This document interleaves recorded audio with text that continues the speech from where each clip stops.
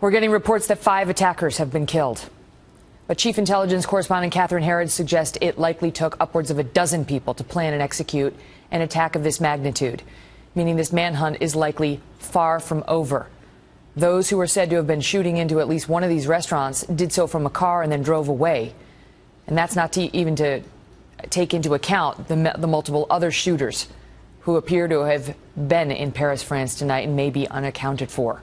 Congressman Peter King is the chairman of the Counterterrorism and Intelligence Subcommittee of the Homeland Security Committee. He's with us tonight. Congressman, thank you for being here. First, just give us the big picture. Give us the big picture on what we've seen tonight.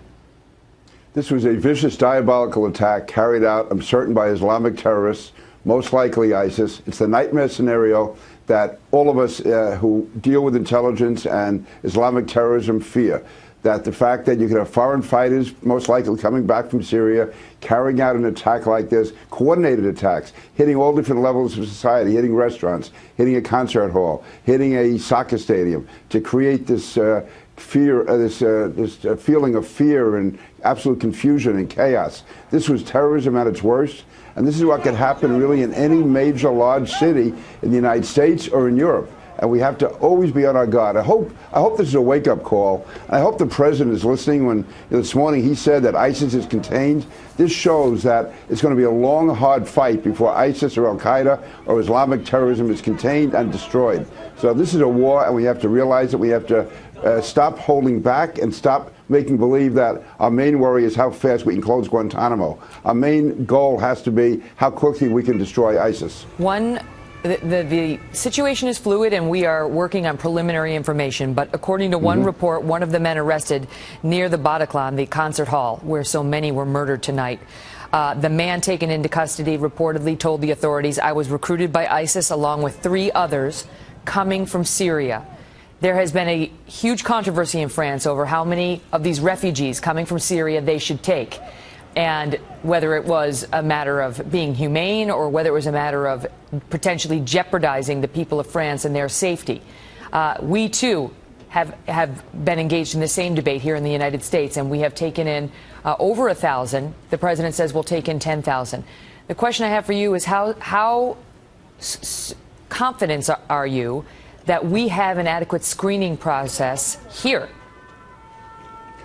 Megan, I'm not confident at all. I have no confidence. And by the way, neither does the FBI or the other agencies in our government, because they have no databases to work from. We don't know who these people are. There are no records. There are no government records we can go to. There's no personnel records we can go to. We don't know who these people are. So you have, and we know that ISIS does want to infiltrate terrorists into Europe and the United States with these refugees. Also, in addition to that, you have the foreign fighters. There's thousands of Europeans, many of them French, who have gone down to Syria to fight alongside ISIS, to be trained as terrorists, and they are coming back into Europe. And once they get to Europe, they can fly into the United States without getting a visa. This is a very desperate situation, and I don't hear many people in our government talking about it, many candidates talking about it. The president somehow thinks ISIS is under control. And you think of what's happened just in the last week. There's been the Russian jet has come down. There's been over 200 people killed, men, women, and children. The bombs going off in Lebanon. Now what we're seeing tonight in Paris. This is, Megan, this is the real deal. And when I think of all the attacks that were made on the NYPD, because the fact that they were monitoring potential terrorists here in New York City, well, maybe if the Paris police could have incorporated those same methods, this may not have happened. And but we're not doing that anymore here in New York. Well, let me give Commissioner Bratton, he's doing the best he can under certain circumstances, and it's not as much as it was done before, and that's part of the problem we face. But I will say, even, is there any other way? Is there any other way in a free society?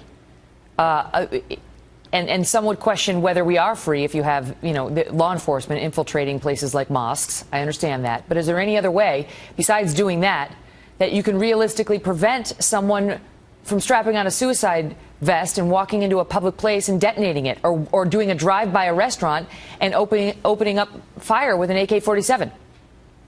Megan, there really isn't. That's the reality. I mean, you need a combination. We have to use the NSA, we have to use the CIA, the FBI, the Joint Terrorism Task Forces, and the police on the ground. Now, just this past July, we were told that ISIS was going to attack the United States, specifically New York, over the 4th of July. 5 ISIS operatives were arrested in New York City and northern New Jersey. If they had not been arrested, if they had not been stopped, we may well could have seen over the 4th of July the same type of carnage that we saw in Paris today. How significantly, if at all, does this raise the alert level here? You know, we used to have the color-coded system. We got rid of that. Yeah. But what is likely to happen here in America over the next days and weeks?